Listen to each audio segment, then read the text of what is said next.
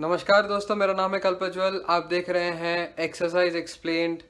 आज हम करेंगे क्लास 10 सीबीएसई का पहला चैप्टर एनसीईआरटी टेक्स्ट बुक का, जो कि है रियल नंबर्स। इस चैप्टर का जो दूसरा एक्सरसाइज है एक्सरसाइज 1.2, इसके जो सारे सवाल हैं इसको हम बनाएंगे आसान। तो मैं करने वाला हूँ सारे के सारे सवालों को कम्प्लीटली सॉल्व। तो देरी किस बात की है, चलिए बनाते हैं आपके सवालों को बिल्कुल आसान। एक्सरसाइज 1.2 का express each of the number as a product of its prime factors. तो हमने यहाँ पर क्या करना है कि ये जो 140 है इसको हमने ऐसे लिखना है 140, और उसके बाद प्राइम नंबर्स जो भी होते हैं उनसे हमने डिवाइड करना शुरू करना है। अभी कोई भी नंबर 2 का फैक्टर्स तभी होता है जब लास्ट जो डिजिट है ये 2 से डिविजिबल हो। तो यहाँ पर देख सकते हैं लास्ट डिजिट जो है 0 है, तो ये 10 होगा, तो 10 2 से डिविजिबल होगा।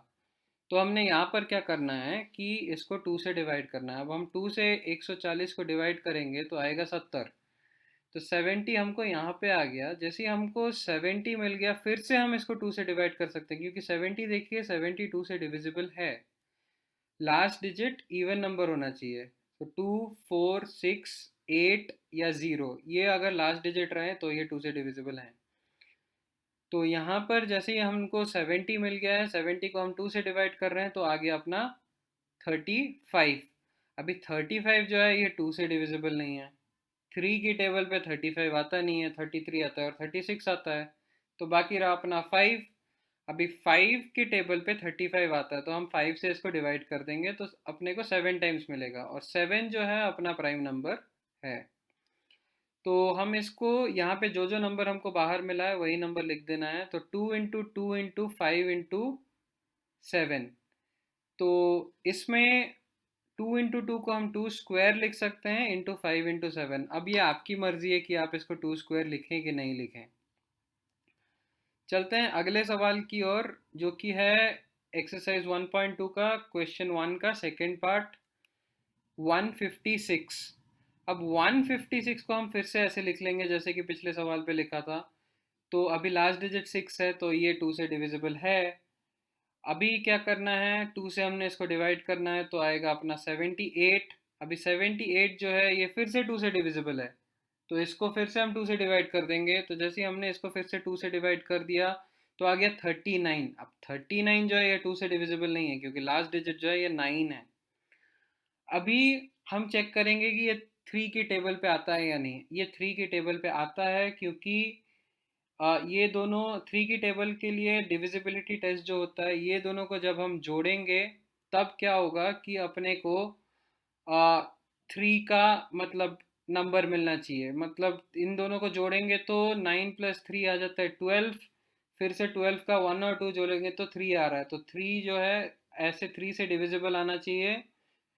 तो ये आ गया 3। अब 3 से 13 टाइम्स आ जाता है अपना 39।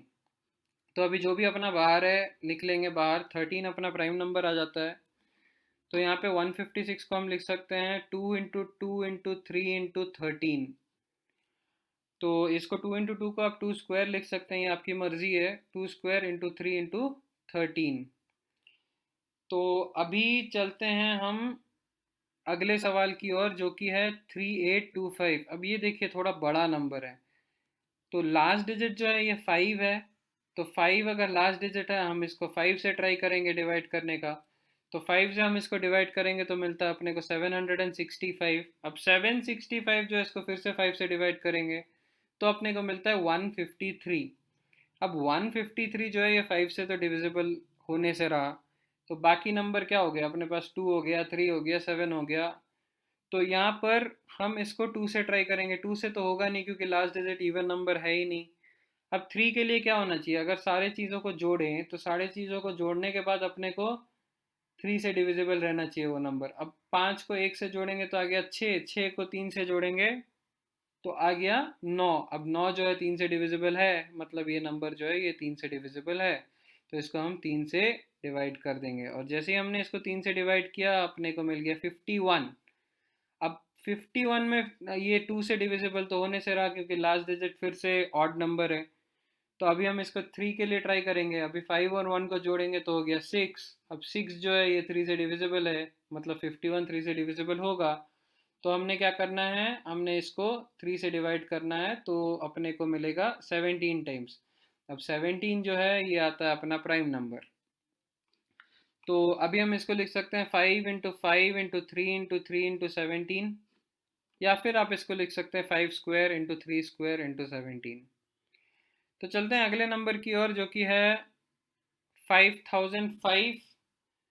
तो 5005 जो है, इसको हम क्या लिख सकते हैं, इसको हम पहले 5 से डिवाइड करेंगे। अब ये जो है 5 से डिवाइड करने के बाद अपने को मिलता है 1001। अब 1 और 1 को जोड़ेंगे तो अपने को 2 मिल रहा है, मतलब ये नंबर 3 से भी डिविजिबल नहीं है। 5 से तो ये नंबर है ही नहीं, क्योंकि अगर 5 से डिविजिबल होता है तो लास्ट का लास्ट का नंबर 0 होता है, नहीं तो लास्ट का नंबर 5 होता है। तो हमने क्या करना है यहाँ पर, हमने फिर 7 से ट्राई करना है। तो हम इसको जैसे ही 7 से ट्राई करेंगे, तो 7 से ट्राई करने के बाद हमें मिलता है 143 टाइम्स। तो जैसे ही हमको 143 मिला, अब 11 की टेबल पे 143 आता है, 11 × 13 टाइम्स 143 आता है, तो हम इसको 11 से डिवाइड कर सकते हैं, जो कि अपने को 13 मिलेगा यहाँ पे। तो हमको क्या मिल रहा है, 5 × 7 × 11 × 13। तो आप देख सकते हैं मैंने यहाँ पे जितने भी क्वेश्चंस थे सारों को कम्प्लीटली सॉल्व किया है। तो चलते हैं अगले वाले की तरफ, जो है 7429। तो ये जो है ये थोड़ा दिक्कत है। तो इसके लिए आपने क्या करना है, पहले 17 से करना है। 17 से करेंगे तो आपका 437 आएगा। फिर आपने 19 से करना है, क्योंकि 17 से फिर नहीं जाएगा। फिर 19 से करना है तो 437 का 23 आएगा। फिर 23 जो है ये अपना प्राइम नंबर है। तो यहाँ पे 17 × 19 × 23 आता है। ये थोड़ा मतलब काफ़ी डिफ़िकल्ट सवाल है ये वाला। काफ़ी ट्रायल एंड एरर के बाद आपको ये मिलेगा 17 × 19 × 23। तो चलते हैं अपने क्लास 10 के एक्सरसाइज 1.2 के अगले सवाल की ओर, जो कि है क्वेश्चन नंबर 2। तो ये जो है, find the LCM and HCF of following pairs of integers and verify that LCM into HCF is equal to product of two numbers। तो इसके लिए HCF निकालने के लिए हम यूक्लिड्स का इस्तेमाल करेंगे, जो कि मैंने अपने पिछले वीडियो में किया है। अगर आपने वो वीडियो अभी तक नहीं देखा है तो आप पिछला वीडियो का लिंक आपको डिस्क्रिप्शन में मिल जाएगा, तो वो वीडियो ज़रूर देखिएगा। तो पहला अपना जो है ये है 26 × 91। तो इसको हम HCF निकालेंगे यूक्लिड से, जो कि होता है dividend is equal to divisor into quotient plus remainder. यहाँ पे मैंने ब्रैकेट्स में यूक्लिड्स लिख दिया है। तो 91 को हम 26 × 3 लिख सकते हैं। 26 × 3 हो गया अपना 78, और 78 और फिर 91 - 78 करेंगे तो रिमाइंडर आएगा 13। तो ये रिमाइंडर इधर आ गया। अभी हमने क्या करना है, ये 26 को जो है 26 को हमने डिविडेंड मान लेना है। तो जैसे ही हमने 26 को डिविडेंड मान लिया, ये जो 13 जो रिमाइंडर था ये हो जाएगा डिवाइज़र। तो 13 × 2 डायरेक्टली 26 आ रहा है, तो रिमाइंडर 0 हो गया। मतलब क्या हुआ, अपना जो HCF है ये 13 आ गया। तो अपना HCF यहाँ पर 13 मिल रहा है अपने को 26 और 91 का। अब चलेंगे हम इसका LCM निकालने। तो 26 का हम प्राइम फैक्टराइजेशन जैसे हमने पिछले सवालों में किया था, आप वैसे करके इसका जो प्राइम फैक्टराइजेशन है ये 13 × 2 आता है। और जो 91 है ये भी 13 की टेबल पे आता है, तो इसको 13 × 7 आता है इसका। तो अभी देख सकते हैं ये जो 26 का 13 × 2 है और जो 91 का 13 × 7 है, ये दोनों में 13 कॉमन है। तो जैसे ही अपना 13 कॉमन हो गया, तो हमने क्या लिखना है, हमने 13 को एक ही बार लिखना है। यहाँ पे 2 13 है लेकिन एक ही बार लिखना है। और जो भी नंबर कॉमन नहीं है उन नंबर को मल्टीप्लाई कर देना है। मतलब यहाँ पे 2 था, 2 इस तरफ है ही नहीं, मतलब 2 यहाँ पे लिख देना है। और 7 यहाँ पे है जो उस तरफ नहीं है, तो 7 को एक बार लिख देना है। तो 13 को 2 से मल्टीप्लाई करेंगे तो अपना आ जाएगा 26। 26 को 7 से मल्टीप्लाई करेंगे तो अपना आ जाएगा 182। अभी सवाल हमको क्या बोल रहा है, सवाल हमको बोल रहा है कि अपने को क्या करना है, LCM × HCF is equal to product of two numbers. Product of two numbers में हम दोनों को इन दोनों नंबर्स को मल्टीप्लाई करना है। तो 26 × 91 को हम मल्टीप्लाई करेंगे, जो कि 2366 आ रहा है। और LCM इंटू HCF, जो अपना LCM आया है अपना 182 और जो HCF आया है अपना 13, इन दोनों को भी मल्टीप्लाई कर लेंगे। जैसे ही हमने इन दोनों को मल्टीप्लाई किया ये भी आ गया 2366। तो आप देख सकते हैं कि ये सवाल अच्छे से प्रूव हो गया है। अभी हमने क्या करना है, जो NCERT का अगला वाला सवाल है इस पे चलते हैं। तो ये है 510 इंटू 92। अभी हम यूक्लिड से इसका HCF निकाल देंगे। आप देख सकते हैं यहाँ पर मैंने HCF निकाला है। तो 510 को हम डिविडेंट लिख लेंगे, इज इक्वल टू डिवाइजर आ जाएगा अपना 92। अब 92 को अगर हम 5 बार मल्टीप्लाई करते हैं तो अपने को मिलता है 460। अब 510 से हम 460 को सब्ट्रैक्ट करेंगे तो अपने को मिलेगा 50। अभी ये जो है, अभी इसका जो डिवाइज़र है ये डिवाइज़र बन जाएगा डिविडेंट, और ये जो रिमाइंडर है ये रिमाइंडर बन जाएगा डिवाइज़र। तो 92 को हम 50 इंटू 1 प्लस 42 लिख सकते हैं, क्योंकि 50 इंटू 2 में 100 हो जाता है जो 92 पार हो जाता है, तो वो तो लिख ही नहीं सकते हैं। तो यहाँ पर 50 इंटू 1 में आके अपना क्या होता है कि अपने को 50 मिलता है। तो 92 से 50 सब्ट्रैक्ट करेंगे तो अपने को मिलेगा 42। तो इसमें जो है फिर 50 को इधर डिविडेंट लिख देंगे और 42 जो है इसको डिवाइजर लिख देंगे। तो 42 इंटू 1 प्लस 8। सो इसमें क्या करना है, हमने ये 42 को यहाँ पे लेके आ जाना है और 8 को यहाँ पे लेके आ जाना है। अभी 8 से भी 42 डायरेक्टली डिविजिबल नहीं हो रहा है, तो हमने क्या करना है, 8 इंटू 5 में 40 आ रहा है तो 8 5 कर देंगे, तो 42 से 40 घटा लेंगे तो अपना आ जाएगा 2 आ जाएगा रिमाइंडर। तो हमने यहाँ पर आप देख सकते हैं कि हमने यहाँ पर 2 लिखा है रिमाइंडर। तो अभी हमने क्या करना है यहाँ पर कि इसको LCM जो है, HCF आ गया अपना, कितना आ गया, HCF आ गया अपना 2 आ गया यहाँ पे HCF। और जो LCM है अपना 510 का हम पहले प्राइम फैक्टराइजेशन कर लेते हैं, जो कि है अपना 2 इंटू 3 इंटू 5 इंटू 17। और जो 92 है इसको हम प्राइम फैक्टराइजेशन करेंगे तो मिलेगा 2 इंटू 2 इंटू 23। प्राइम फैक्टराइजेशन बिल्कुल आपको ऐसे करना है जैसे हमने पिछले सवाल पे किया था।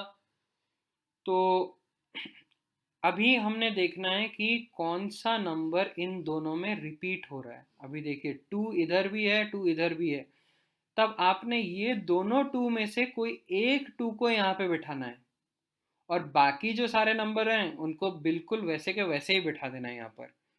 तो यहाँ पे 3 आ गया नीचे ऐसे ही, 5 आ गया ऐसे ही, 17 भी सीधा नीचे आ गया, ये जो 2 है ये भी यहाँ पे आ गया और ये 23 भी यहाँ पे आ गया। अब इन सारे नंबर्स को हम जब मल्टीप्लाई करेंगे, इन सारे नंबर्स को, इनको मल्टीप्लाई करने के बाद हमें मिलेगा 23,460। फिर हम क्या करेंगे, फिर हमको प्रोडक्ट ऑफ टू नंबर्स निकालना है। तो प्रोडक्ट ऑफ टू नंबर्स में हम 510 और 92 को मल्टीप्लाई कर देंगे। तो जैसे हमने 510 और 92 को मल्टीप्लाई किया अपने को मिला 46,920।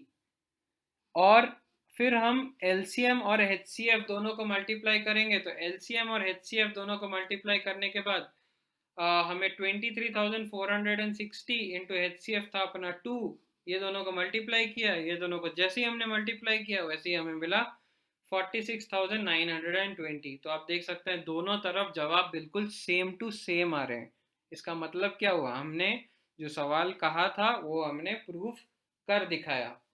तो आप देख सकते हैं अगला सवाल जो कि है 336 एंड 54।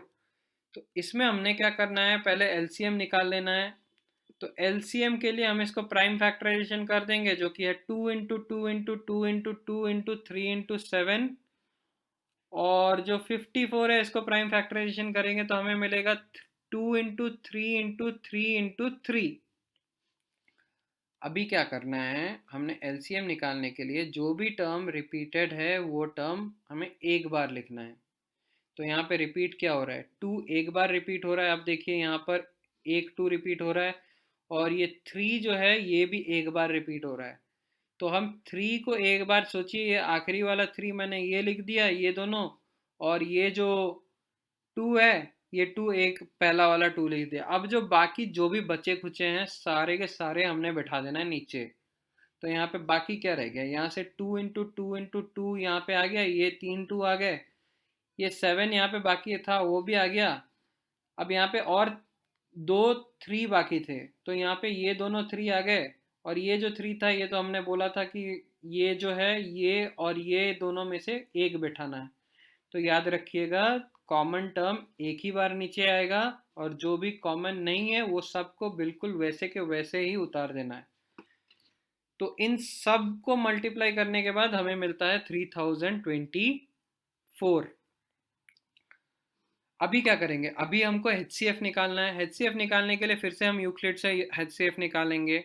तो 336 इज इक्वल टू 54 माफ कीजिएगा, 336 इज इक्वल टू 54 इंटू 6।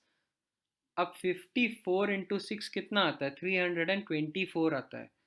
अब 336 से 324 को सब्ट्रैक्ट कर लेंगे तो मिलेगा हमको 12।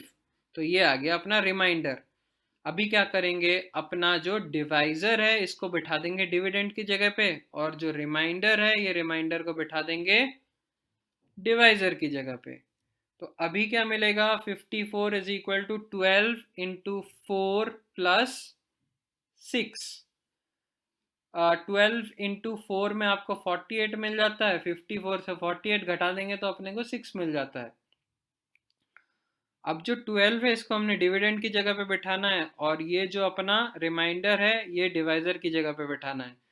तो 12 को हम लिख सकते हैं 6 इंटू 2 प्लस 0।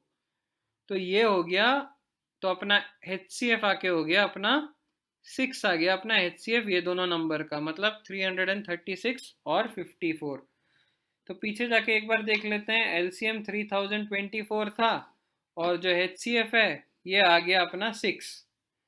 अभी 336 और 54 का मल्टीप्लाई करेंगे तो अपने को 18,144 मिलेगा, और जो 324 को 6 से मल्टीप्लाई करेंगे मतलब अपना LCM को HCF से मल्टीप्लाई करेंगे तो भी अपने को 18,144 मिल रहा है। उम्मीद करता हूँ आपको ये सवाल समझ में आ गया होगा। तो चलते हैं अपने रियल नंबर्स के अगले सवाल की ओर, जो कि है find the LCM and HCF of following integers by applying prime factorization method।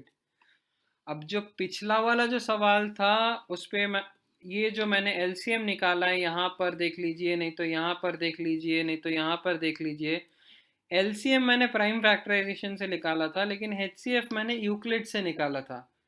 अभी हम क्या करेंगे, प्राइम फैक्टराइजेशन से ही LCM और HCF दोनों निकालेंगे। तो यहाँ पर जो पहला सवाल है ये है 12, 15 और 21। तो 12 को हम 2 इंटू 2 इंटू 3 लिख सकते हैं, 15 को लिख सकते हैं 3 इंटू 5, और 21 को लिख सकते हैं 7 इंटू 3। तो इसमें क्या हो रहा है, जब भी हम HCF लेंगे इन तीनों का, जो 12 इंटू 12, 15 और 21 का, तो हमने बस वही टर्म लिखना है जो तीनों में रिपीट हो रहा है। अगर तीनों में कोई भी टर्म रिपीट नहीं होता है, याद रखिएगा बहुत इंपॉर्टेंट चीज़ है, अगर तीनों में कोई भी टर्म सोचिए रिपीट नहीं हो रहा है तो आपने क्या करना है, HCF लिखना है 1। लेकिन यहाँ पे देख सकते हैं पहले वाले में भी 3 है, दूसरे वाले में भी 3 है, तीसरे वाले में भी 3 है। तो अभी जैसे ही अपने को पहला, दूसरा और तीसरे में 3 मिल रहा है तो हम HCF की जगह पे बिठा देंगे 3। अभी हम निकालेंगे LCM।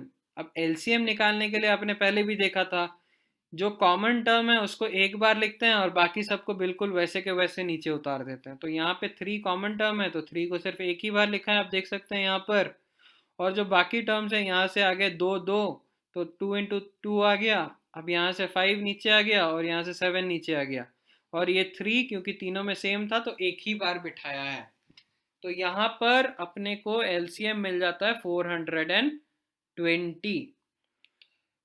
तो चलते हैं अपने एक्सरसाइज 1.2 के अगले सवाल की ओर, जो कि है 17, 23 और 29। तो इसमें हमने क्या करना है, 17 भी प्राइम नंबर है, 23 भी प्राइम नंबर है, 29 भी प्राइम नंबर है। तो जैसे कि मैंने इसका प्राइम फैक्टर्स कुछ हो ही नहीं सकता क्योंकि ये नंबर्स ही प्राइम है।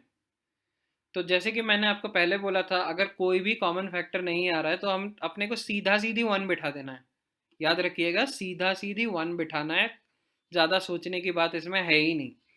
और एलसीएम में क्या करना है, क्योंकि कुछ भी कॉमन नहीं है तो जो भी है उसको सीधा उतार के मल्टीप्लाई कर देना है। तो सीधा जैसे ही मैंने 17 को 17 उतार दिया, 23 को 23 और 29 को 29। तो उतारने के बाद इन तीनों को जैसे ही मैंने मल्टीप्लाई किया, अपने को मिल गया 11,339।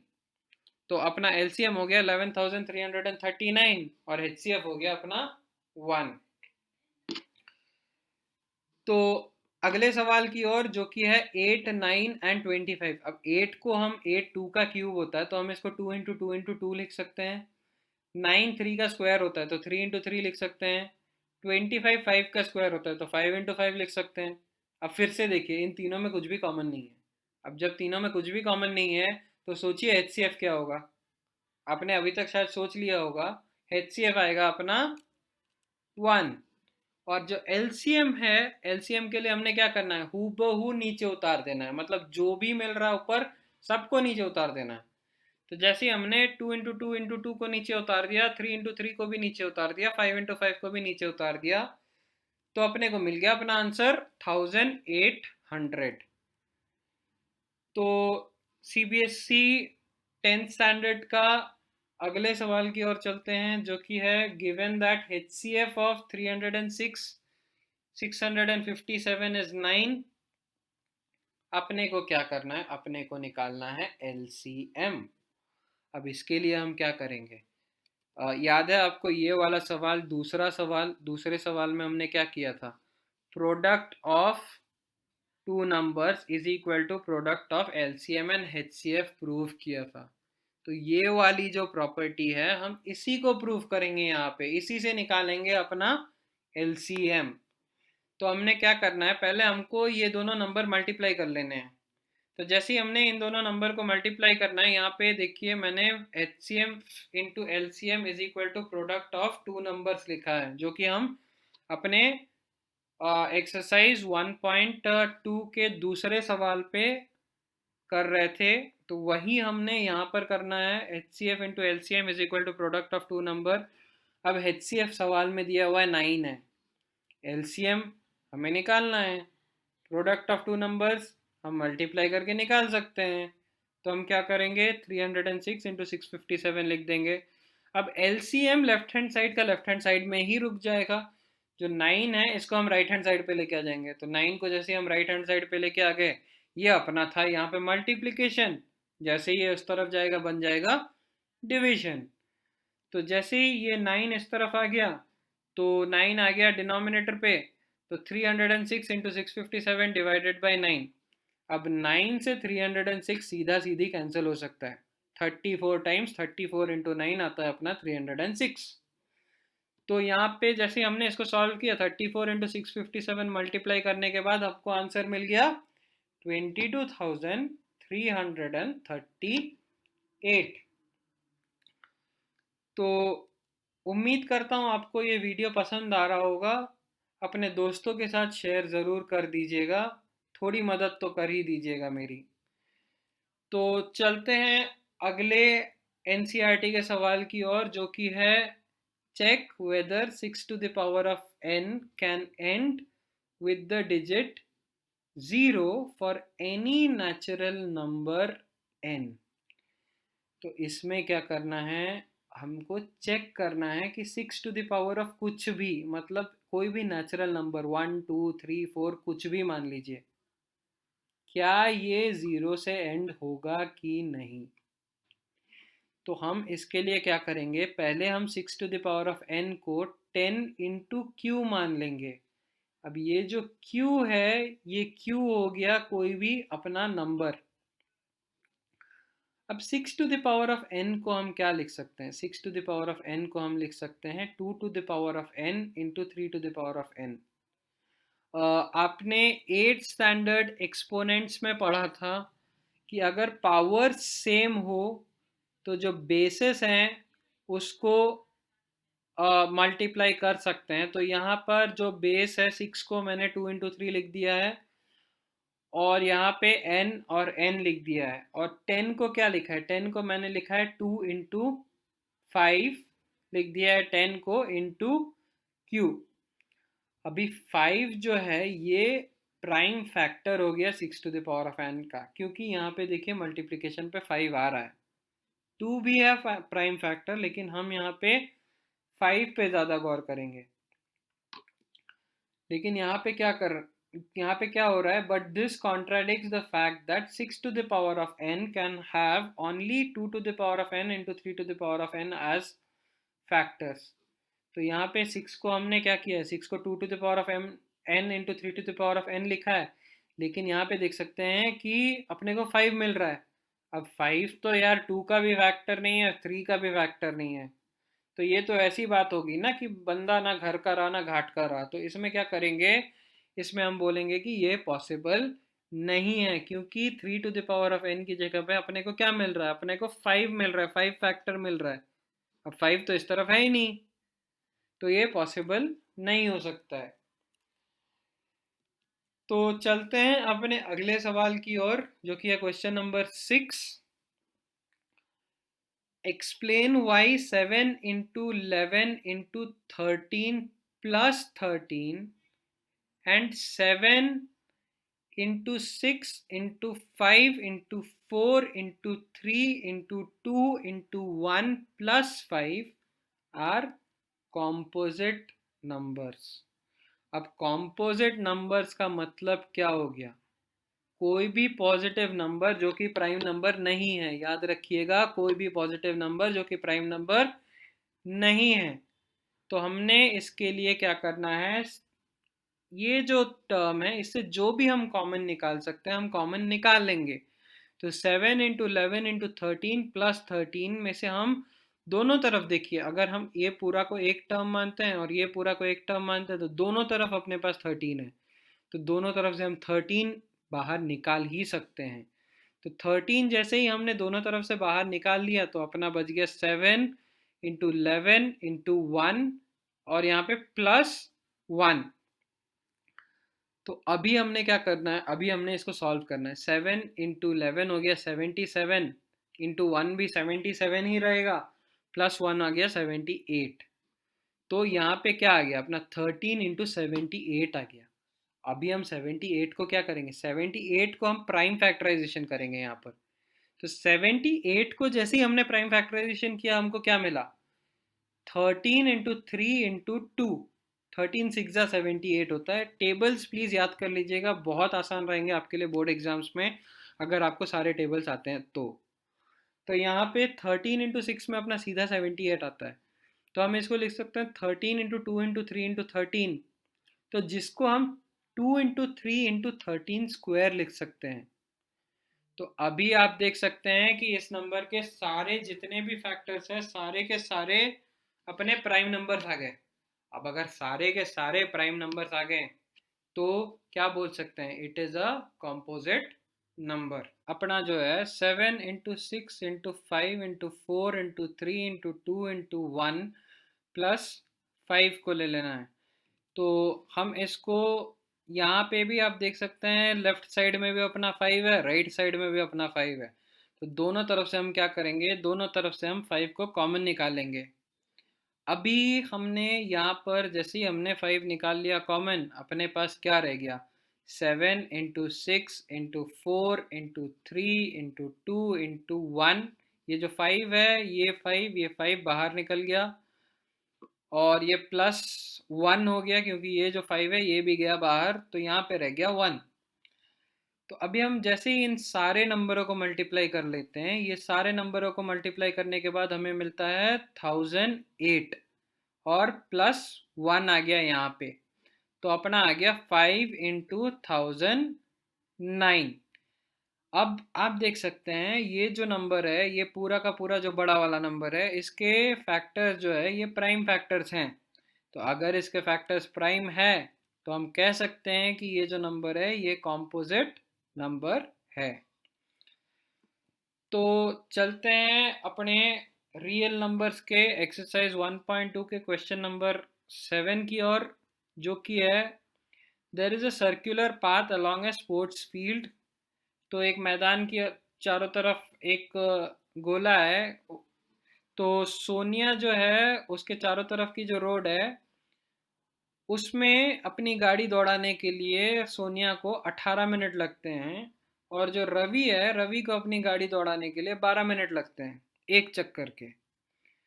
अभी जो कह रहा है question, suppose they both start at the same point, मतलब एक ही जगह से दोनों ने शुरुआत करी, and at the same time मतलब एक ही समय पे शुरुआत करी दोनों ने, and go in the same direction, एक ही तरफ दोनों घूमे। अपने को निकालना है कितने मिनट बाद ये दोनों फिर से मिलेंगे स्टार्टिंग पॉइंट पर। याद रखिएगा, स्टार्टिंग पॉइंट पर। तो हमने अभी क्या करना है, आप देख सकते हैं रवि सोनिया से तेज गाड़ी चलाता है, तो रवि को 12 मिनट लगते हैं, सोनिया को 18 मिनट लगते हैं। तो कब ये दोनों मिलेंगे, इसको निकालने के लिए हमने सीधी सीधी बात क्या करनी है, हमने सीधी सीधी इसकी एलसीएम निकाल लेनी है। तो 18 और 12 की एलसीएम निकालेंगे हम। तो इसके लिए मैंने पहले यहाँ पर लिख दिया, let us consider the meet after x minutes. x will be the LCM of 18 and 12। 18 को हम प्राइम फैक्टर्स लिख सकते हैं 2 × 3 × 3, और 12 को लिख सकते हैं 2 × 2 × 3। अब आप देख सकते हैं 2 जो है दोनों में है, 3 जो है ये भी दोनों में है, लेकिन ये 3 और ये 2 अलग है। तो हमने जो चीज़ें कॉमन है उनको पहले उतार लेना है नीचे। तो ये 2 आ गया नीचे यहाँ पर, ये 3 आ गया नीचे यहाँ पर। अब जो बाकी 3 और 2 है इनको भी हम यहाँ पर उतार लेंगे। तो सबको मल्टीप्लाई करने के बाद हमको जो एलसीएम है, एलसीएम मिलता है 36। तो इसका मतलब क्या हुआ, ये दोनों 36 मिनट के बाद फिर से स्टार्टिंग पॉइंट पर मिलेंगे, मतलब रवि और सोनिया। अब देखिए, अब जो मैं कहने जा रहा हूँ ये सवाल पूछा नहीं है आपसे, फिर भी हम इसको बता देते हैं कि यहाँ पर 36 मिनट में सोनिया कितने चक्कर मार लेगी। 36 मिनट में सोनिया को एक चक्कर मारने में लगते हैं 18 मिनट, तो 36 मिनट में सोनिया 2 चक्कर मार लेगी। और वहीं पे 36 मिनट में जो अपना रवि है, रवि एक चक्कर के 12 मिनट लगाता है, तो रवि मारेगा अपने 3 चक्कर 36 मिनट पे। तो उम्मीद करता हूँ आपको ये वीडियो पसंद आया होगा। तो मिलते हैं अपने अगले वीडियो पर। धन्यवाद।